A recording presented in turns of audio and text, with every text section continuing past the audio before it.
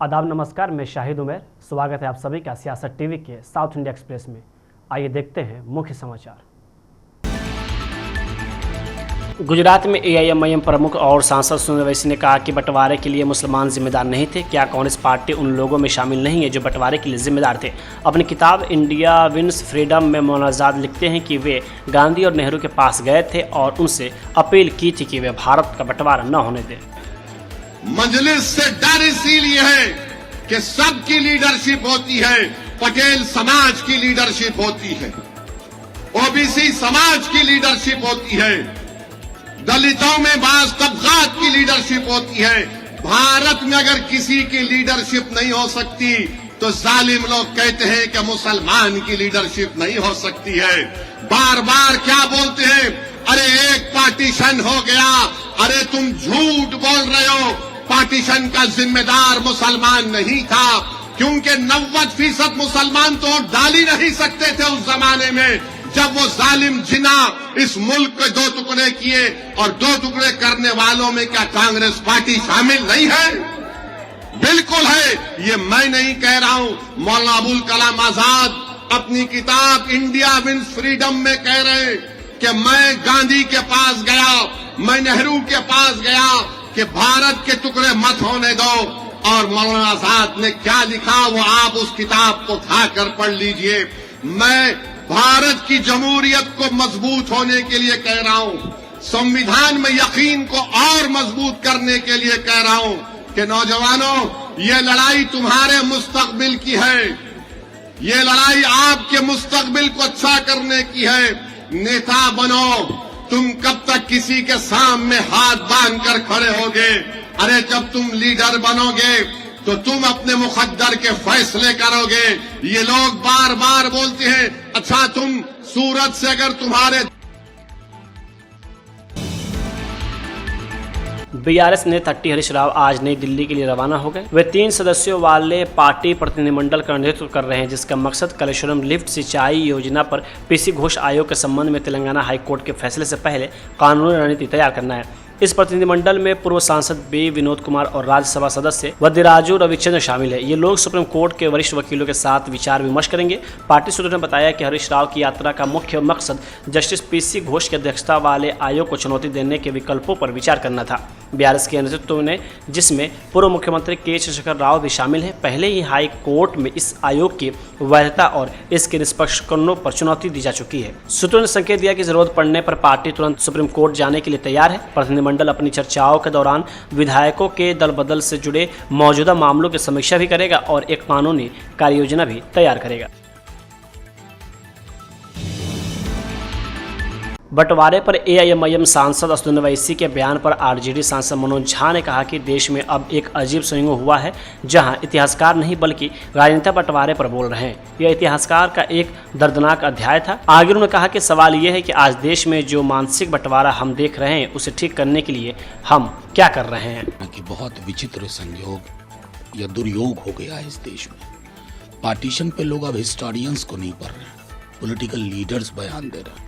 कभी अमित शाह जी बोलते हैं पार्टीशन के बारे में, ओवैसी साहब बोलते हैं पार्टीशन एक दर्दनाक अध्याय है। पार्टीशन में कैसे हमारा फ्रीडम मूवमेंट तब्दील हुआ, इसके लिए पढ़ने की आवश्यकता होती है। व्हाट्सएप फॉरवर्ड चाहे एक तरफ का हो या दूसरे तरफ का, वो नहीं समझ पाएंगे, कोई नहीं समझ पाता। अभी जो देश में मानसिक पार्टीशन चल रहा है ना, दूरियां जो बढ़ रही हैं, उसको पाटने के लिए हम क्या कर रहे हैं? क्योंकि देखिए, तकसीम या बंटवारा सिर्फ सरहद पे नहीं होता। अगर गलियां बट जाए, गांव बट जाए, शहर बट जाए, वो महत्वपूर्ण है। नहीं तो ये एजेंडा चलता रहेगा और देश टुकड़ों टुकड़ों में मानसिक रूप से छत विक्षत होता रहेगा। आंध्र प्रदेश के मुख्यमंत्री चंद्रबाबू नायडू ने तमिलनाडु में अपने चुनाव प्रचार को और तेज करते हुए डीएमके और भारतीय राष्ट्रीय कांग्रेस के गठबंधन पर सीधा हमला किया। उन्होंने डीएमके की विचारधारा में आए बदलाव पर सवाल उठाते हुए कहा कि पार्टी की स्थापना मूल रूप से कांग्रेस के विरोध हुई थी, लेकिन अब यह उसी पार्टी के साथ मिलकर काम करती है।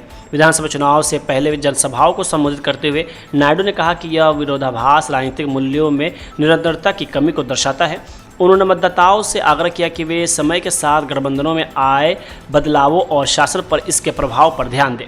नायडू ने महिला आरक्षण विधेयक का मुद्दा भी उठाया और संसद में इसका विरोध करने के लिए डीएमके और कांग्रेस की कड़ी आलोचना की। उन्होंने नरेंद्र मोदी के नेतृत्व में शुरू किए गए 33% आरक्षण को महिला सशक्तिकरण की दिशा में एक प्रगतिशील कदम बताया। उन्होंने कहा कि विधेयक का विरोध करने वाली पार्टियों को देश भर की महिलाओं को जवाब देना होगा और अपने रुख को सही ठहराना होगा। कर्नाटक के मुख्यमंत्री सिद्धरामैया ने आज कांग्रेस पर भाजपा द्वारा लगाए गए आरोपों का जवाब देते हुए कहा कि मोदी सरकार को 2023 में पारित महिला आरक्षण अधिनियम को तुरंत लागू कर देना चाहिए था। पत्रकारों से बात करते हुए उन्होंने कहा कि कांग्रेस हमेशा से निर्वाचित निकायों में महिलाओं के अधिक प्रतिनिधित्व के पक्षधर रही है और कांग्रेस सरकार ने संविधान में 73वां और 74वां संशोधन किया था, जिसके परिणाम स्वरूप पंचायती राज संस्थाओं में महिलाओं के लिए आरक्षण लागू हुआ। उन्होंने आरोप लगाया कि प्रधानमंत्री मोदी सामाजिक न्याय के पक्षधर नहीं है। उन्होंने पूछा कि महिला आरक्षण विधेयक 2023 में पारित हुआ था, इसे लागू किया जाना चाहिए था, इंतजार करने की क्या जरूरत थी। उन्होंने प्रधानमंत्री मोदी के इस आरोप को खारिज कर दिया कि कांग्रेस और उसके सहयोगियों ने 2011 के जनगणना के आधार पर परिसीमन से जुड़े महिला आरक्षण संशोधन विधेयक के खिलाफ मतदान करके भ्रूण हत्या की है। वहीं सिद्धरामैया ने आरोप लगाया कि प्रधानमंत्री मोदी का रवैया भेदभावपूर्ण है और वे सामाजिक न्याय के पक्षधर नहीं है। संसद में संविधान 130वां संशोधन विधेयक 2026 के गिर जाने पर केंद्रीय मंत्री शोभा करंदलाजे ने कहा कि इंडिया गठबंधन ने राहुल गांधी के नेतृत्व में महिला आरक्षण विधेयक और परिसीमन विधेयक को हरा दिया। मैं इस गठबंधन से पूछना चाहती हूं कि इसमें गलत क्या था। अगर 543 सीटों के अंदर ही आरक्षण दिया जाता है तो यह कई पुरुषों के साथ भी अन्याय होगा। इसे बढ़ाकर 850 करने में क्या दिक्कत है। आप कहते हैं कि दक्षिणी भारत के साथ अन्याय होगा, जबकि अमित शाह ने बार बार कहा था कि हम इसे 50% तक बढ़ाएंगे। कांग्रेस और इंडिया अलायंस मिलके राहुल गांधी का नेतृत्व में वुमेन रिजर्वेशन बिल और डिलिमिटेशन बिल को हराया। मैं मल्लिकार्जुन खड़गे जी, राहुल गांधी, टोटली हिंदी अलायंस को पूछना चाहती हूँ, इसमें क्या गलती थी। महिला रिजर्वेशन देना एंड सीट को बढ़ाना। अभी हमको रिजर्वेशन मिला तो 543 में मिलेगा, बहुत पुरुषों को भी अन्याय होगा। मगर 850 करने से आपका समस्या क्या है, आपत्ति क्या है। एंड साउथ इंडिया को आप अन्याय किया। अभी बार बार बोल रहे हैं साउथ इंडिया को सेंसस के बाद अन्याय होगा, क्योंकि हमारा पॉपुलेशन कम हो जाएगा, कटेगा। अमित शाह जी बार बार पार्लियामेंट का अंदर बोले 50% हम ज्यादा करेंगे, इसके कारण हर राज्य का सीट बढ़ोतरी होगा, ज्यादा मिलेगा, किसी को अन्याय नहीं होगा। बार बार बोले एंड 1 घंटा दे दो, मैं प्रिंट करके लाऊंगा बिल को, ऐसे बोले। आप क्यों इसको मना किया, क्यों हमको हराया। आप केवल महिला बिल को नहीं हराया, आप साउथ इंडिया को हराया। सेंसस के बाद हमारा सीट कट गया तो आप बोलेंगे साउथ इंडिया को दूर किया है, साउथ इंडिया को अलग किया है, साउथ इंडिया को अन्याय किया है। आपका षड्यंत्र है देश को टुकड़े करने का, ये मकसद है उसका, ये षड्यंत्र है। आने वाले दिन में यही करने वाले हैं। इसलिए फिर से मैं विनती करती हूँ, महिला रिजर्वेशन बिल और ये डिलिमिटेशन बिल 50% ज्यादा सीट दे के करने को हम अभी अंगीकार करना चाहिए, नहीं तो आने वाले दिन में उनको अन्याय होगा।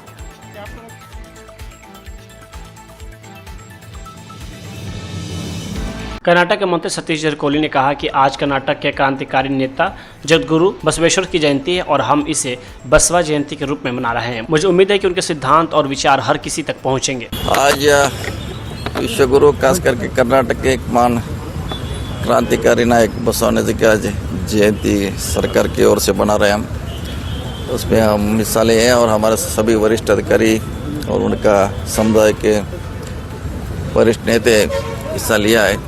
हमारा आशा इतना ही है, जो भी उनका लड़ाई था, उनका चिंतन था, वो सब घर घर के जाके पहुंचना चाहिए, उनका विचारधारा।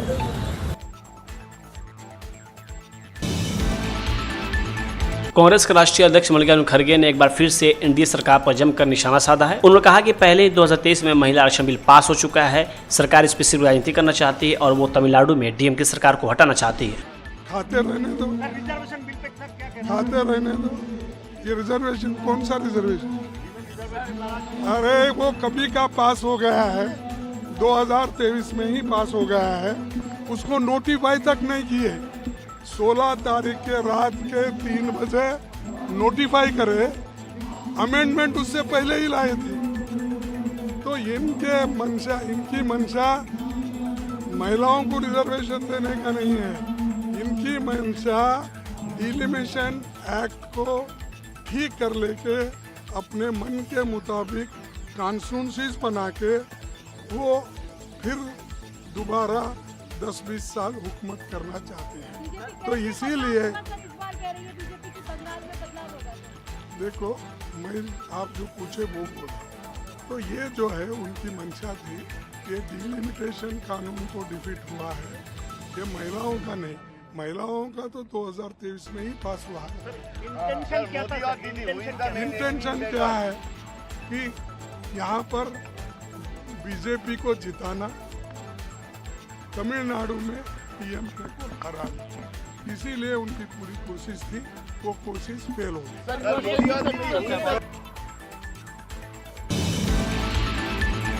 टीवीके के अध्यक्ष विजय ने पोन्नेरी विधानसभा क्षेत्र के पंचट्टी इलाके में तमिलनाडु विधानसभा चुनावों के लिए समर्थन जुटाने के लिए एक महत्वपूर्ण रोड शो आयोजित किया। इन चुनाव में राजनीति में कदम रख रहे अभिनेता विजय के समर्थन में भारी भीड़ उमड़ी। इस दौरान टीवीके समर्थक विजय को धूप में खड़े रहने से असुविधा हुई और पार्टी कार्यकर्ताओं ने उनकी चिकित्सा सहायता की। धूप में लंबे समय तक रहने के कारण कई अन्य लोग बेहोश भी हो गए। अभिनेता से राजनेता बने विजय टीवीके पार्टी के माध्यम से चुनावी मैदान में उतर रहे हैं, जिससे संभवतः त्रिकोणीय मुकाबला हुआ। वे तिरुचिरापल्ली पूर्व से डीएमके के इनेगो और पेरम्बूर से डीएमके विधायक आर.डी. शेखर के खिलाफ चुनाव लड़ रहे हैं। वही आपको बता दें कि गुरुवार को विजय ने टीवीके का चुनावी घोषणा पत्र जारी किया, जिसमें 23 अप्रैल को होने वाले तमिलनाडु विधानसभा चुनाव में पार्टी के सत्ता में आने पर महिलाओं को 2500 रुपए की मानसिक वित्तीय सहायता और 5 लाख रुपए से कम वार्षिक आय वाले परिवारों की दुल्हनों को 8 ग्राम सोने और रेशम की साड़ी उपलब्ध कराने का भी वादा शामिल किया। कांग्रेस सांसद कीर्ति चिदम्बरम ने कहा कि हमारा गठबंधन बड़ा है, हमें स्वाभाविक रूप से बढ़त हासिल है। मुख्यमंत्री की छवि बहुत अच्छी है, इसलिए हमें पूरी उम्मीद है कि हम शानदार जीत हासिल करेंगे। हमें पूरी उम्मीद है कि डीएमके के नेतृत्व वाला और कांग्रेस की भागीदारी वाला गठबंधन यह चुनाव जीतेगा। उन्होंने आगे महिला आरक्षण बिल पर कहा कि 2023 में यह पास हुआ था, यह हमारे संविधान का हिस्सा है। 1/3 सीटें महिलाओं के लिए आरक्षित है। हम महिलाओं के लिए आरक्षण के लिए पूरी तरह तैयार है, बशर्ते यह 543 सीटों की कुल संख्या के दायरे में हो। आगे उन्होंने कहा कि हमने जिस चीज़ के खिलाफ वोट किया था वो था परिसीमन। अगर वह बिल पास हो जाता तो तमिलनाडु की सीटों की संख्या 39 से बढ़कर 51 हो जाती, लेकिन यूपी की सीटों की संख्या 80 से बढ़कर 143 हो जाती। अगर ऐसा हो जाता तो आपको बस उत्तरी भारत में मुट्ठी भर सीटें मिलती और फिर आप पूरे भारत पर राज कर सकते थे। हमने ऐसा होने से रोक दिया। कांग्रेस नेता राहुल गांधी ने आज आरोप लगाया कि एआईएडीएमके नेतृत्व ने भ्रष्टाचार के कारण भाजपा के सामने आत्मसमर्पण कर दिया और दावा किया कि क्षेत्रीय पार्टी अब तमिलनाडु में भाजपा के प्रवेश के लिए एक माध्यम के रूप में काम कर रही है। कन्याकुमारी में एक चुनावी रैली को संबोधित करते हुए गांधी ने कहा कि आरएसएस जो द्रविड़ विचारधारा से नफरत करता है वह भी तमिलनाडु पर शासन करने की योजना बना रहा है। राहुल गांधी ने जोर देकर कहा कि प्रत्येक राज्य को अपनी आवाज़ और स्वायत्तता बनाए रखनी चाहिए। लोकसभा में विपक्षी नेता ने कहा कि प्रत्येक राज्य के लोगों को अपने राज्य का संचालन करना चाहिए, लेकिन भाजपा ऐसा नहीं सोचती। वह एक ही परंपरा, एक ही भाषा और एक ही इतिहास में विश्वास करती है। उन्होंने आगे कहा कि विकेंद्रीकृत शासन के सिद्धांतों के अनुरूप तमिलनाडु का शासन वहां की जनता द्वारा ही होना चाहिए। गांधी ने यह भी आरोप लगाया कि अमेरिकी राष्ट्रपति डोनाल्ड ट्रंप ने प्रधानमंत्री मोदी को प्रभावित करने की कोशिश की, जिसके दबाव में मोदी ने एआईएडीएमके प्रमुख पलानीस्वामी के साथ तमिलनाडु को नियंत्रित करने का प्रयास किया। कांग्रेस नेता राहुल गांधी ने आगे यह भी कहा कि डीएमके और कांग्रेस गठबंधन तमिल भाषा, संस्कृति और इतिहास की रक्षा के लिए प्रतिबद्ध है। तमिलनाडु चुनाव पर बीजेपी नेता के अन्नामलाई ने कहा कि मेरा मानना है कि राहुल गांधी को दूसरी पार्टियों पर आरोप लगाने के बजाय कांग्रेस की चिंता करनी चाहिए, जिसका तमिलनाडु में कोई वजूद नहीं है। उनकी पार्टी तो सचमुच जीरो पर है। वह एमके स्टालिन के साथ प्रचार नहीं करना चाहते, वह अलग से प्रचार करना चाहते हैं। एमके स्टालिन भी राहुल गांधी के साथ प्रचार नहीं करना चाहते, वह अलग से प्रचार करना चाहते हैं। कल तमिलनाडु में राहुल गांधी ने जो कुछ कहा वो तो उल्टा चोर कोतवाल को डांटने वाली बात है। कल हमने यह भी देखा कि तमिलनाडु में राहुल गांधी के दौरे को लेकर लोगों में बहुत कम उत्साह था। तमिलनाडु में राहुल गांधी की कुल मौजूदगी सिर्फ आधे दिन की है, जबकि हमारे प्रधानमंत्री तो पिछले 1 महीने में ही 5 बार तमिलनाडु का दौरा कर चुके हैं। हम राहुल गांधी की बातों को ज़्यादा गंभीरता से नहीं ले रहे, क्योंकि हम सब जानते हैं कि डीएमके एक डूबता हुआ जहाज़ है। पूरे तमिलनाडु में विधानसभा चुनाव की तैयारियों के बारे में ईसीआई के विशेष पर्यवेक्षक प्रताप सिंह ने कहा कि सभी तैयारियां पूरी हो चुकी हैं और मतदान कर्मियों को ठीक से प्रशिक्षित किया गया है। बड़ी संख्या में पर्यवेक्षकों के साथ पर्याप्त पुलिस बल तैनात है, जो मतदान के दिन मौके पर मौजूद रहेंगे। मतदान केंद्रों पर पानी, चाय, वॉशरूम, कॉलर रूम और व्हीलचेयर जैसी न्यूनतम आवश्यक सुविधाएं उपलब्ध है। कुछ केंद्रों को मॉडल मतदान केंद्र के रूप में सजाया जाएगा, जो स्थानीय तमिल संस्कृति को प्रदर्शित करेंगे। साउथ इंडिया एक्सप्रेस यहीं होता है समाप्त। मुझे दे अब इजाज़त। बाकी खबरों के लिए बने रहें सियासत टीवी के साथ।